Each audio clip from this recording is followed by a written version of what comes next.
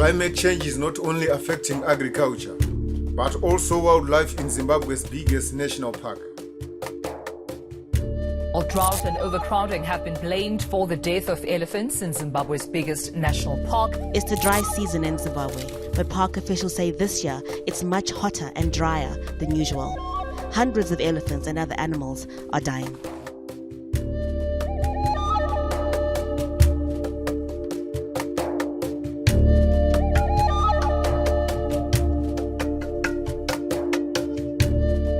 In Hwange National Park, starving wildlife are forced to travel very long distance in search of food and water, and breach communal areas where people are also struggling with food shortages.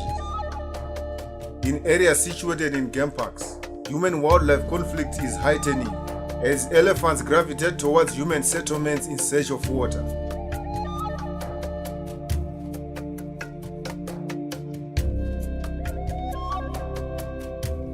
Climate change has affected us in a big way because the inconsistent rainfall patterns over the years will lead to less water, less rainfall. With respect to fish, for example, in Kariba, it means less nutrients, less water, which affects the catches. With respect to other animals, that inconsistent, it means we'll have drought. I'm sure you're aware, 3 years ago, we lost about 200 elephants in Hwange due to starvation because there was no water. The animals would move long distances in search of water and in search of food. And this has also resulted in a lot of clashes with communities, what we call human-wildlife conflict, where animals need to move long distances in search of water and in search of food. So they then compete for water, they then compete for resources with communities. In 2019, it was reported that 33 people died from conflict with animals in Zimbabwe.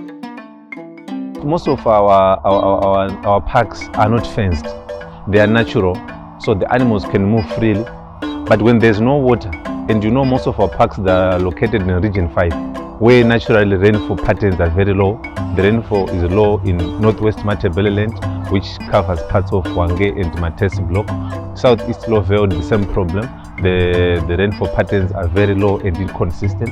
If you look at mid-Zambezi, Sebungwe, where we have most of our parks, the rainfall is low. So what then happens when there's no water? The animals definitely, elephants for example, they can smell water for about 10 kilometers. So they then move long distances. And the communities would also want to use the same water, fetching water to water their gardens and also for domestic use. And while those things are happening, conflict then arises. So as the animals move, it means they're looking for water. The communities also try to protect their crops. They're also trying to protect their small vegetable gardens. So conflict arises, people are killed, people are injured. Hungry elephants can destroy an entire harvest in minutes. This competition for food and water among people and wildlife will continue to escalate, and it is imperative to embrace long-term measures. What we are also doing in terms of our animals, if you look, most of our parks, they are run on bore water. Hwange, for example, is 100% bore water. We've also tried to provide water for our animals, and we are not using. We've reduced the use of diesel to avoid noise pollution, to also avoid polluting the environment. So, of the 102, 103 boreholes that we have in Hwange National Park, you'd see that more than 90% of them, they are run on solar. And so we are trying to go green. So we also try to maintain, to keep the environment as clean as possible.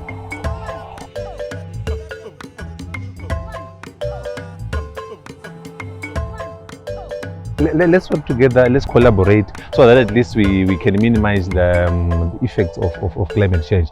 Like I said, in respect to fish, we can try to do small ponds, we breed our fish, instead of relying on natural or big dams per se, like Kariba, Chivero, and many others.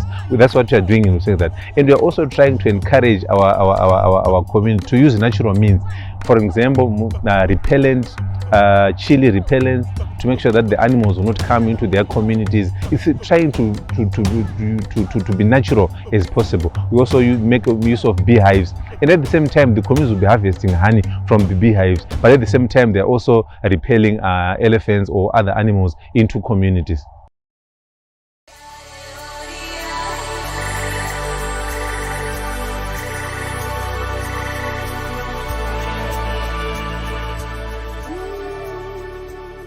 Hwange National Park is the size of Belgium and boasts the largest diversity of mammals among the world's national parks.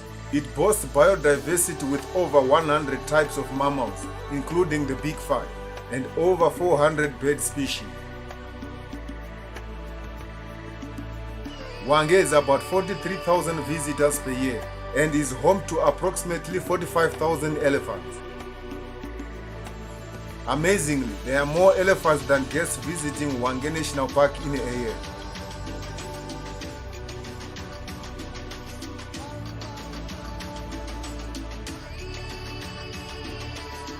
The Earth is now 1.1 degrees Celsius warmer than it was in the 1800s. Based on current projections, global temperatures will rise by 2.7 degrees Celsius by the end of the century. This shift in temperatures and weather patterns will affect our planet's fragile and deeply entwined ecosystems.